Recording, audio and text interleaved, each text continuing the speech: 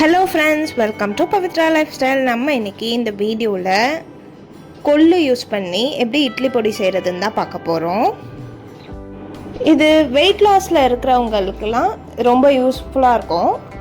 கண்டிப்பாக ட்ரை பண்ணி பாருங்கள். செய்கிறது ரொம்ப ஈஸி. வாங்க எப்படி செய்கிறதுன்னு பார்த்துடலாம். அதுக்கு ஒரு கடாயில்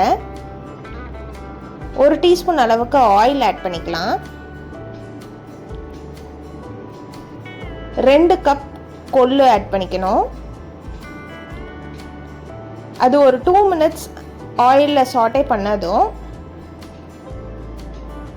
1 கப் அளவுக்கு உளுந்து, கருப்பு உளுந்து யூஸ் பண்ணிக்கோங்க. உடம்புக்கும் ரொம்ப நல்லது, டேஸ்ட்டும் நல்லாயிருக்கும். அதே மாதிரி 1 கப் கடலைப்பருப்பு. இந்த மெஷர்மெண்ட் ரேஷியோ எப்படின்னா 2:1:1. கொள்ளு, கடலைப்பருப்பு, உளுந்து. இது நல்லா வாசனை வர அளவுக்கு வறுக்கணும். நம்ம கடலைப்பருப்புலாம் லைட்டாக கலர் சேஞ்ச் ஆகும்.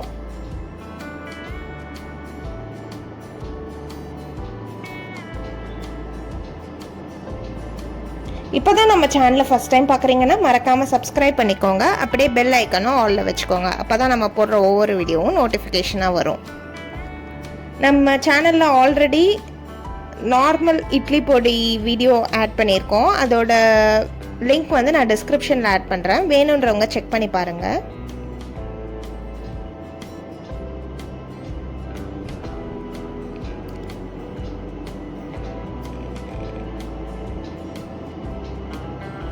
வாசனை வர அளவுக்கு நல்லா வறுத்ததும் நம்ம காஞ்ச மிளகாய் ஆட் பண்ணணும். நீங்கள் காரத்துக்கு ஏற்ற மாதிரி அட்ஜஸ்ட் பண்ணி ஆட் பண்ணிக்கோங்க.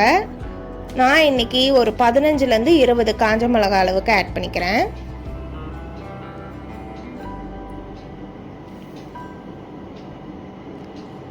காஞ்ச மிளகாய் போட்டு ரொம்ப நேரம் வதக்கணும்னு அவசியம் இல்லை. ஒரு 2 மினிட்ஸ் இருந்தால் போதும். அதுக்கப்புறம் ஆஃப் பண்ணிடலாம். இது நல்லா கம்ப்ளீட்டாக ஆறுனதுக்கப்புறம் நம்ம மிக்ஸி ஜாருக்கு மாற்றி மிளகா எல்லாத்தையும் மிக்ஸி ஜாருக்கு மாற்றி நல்லா பவுடர் பண்ணிக்கணும். அதுக்கப்புறம் மீதி இருக்கிற பருப்பு, உளுந்து எல்லாத்தையும் ஆட் பண்ணிவிட்டு 1/2 டீஸ்பூன் அளவுக்கு பெருங்காயத்தூள்,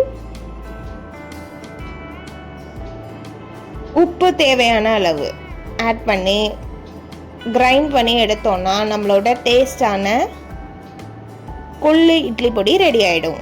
இது நல்லா இட்லி, தோசை எல்லாத்துக்கும் வச்சு சாப்பிடலாம். சூடான சாதத்தில் நெய் ஊற்றி இந்த பொடி போட்டு சாப்பிட்டாலும் டேஸ்ட்டு ரொம்ப சூப்பராக இருக்கும். நீங்களும் ட்ரை பண்ணி பார்த்துட்டு எப்படி இருந்ததுன்னு கமெண்ட்டில் சொல்லுங்கள். நெக்ஸ்ட் ஒரு வீடியோவில் பார்க்குறேன்.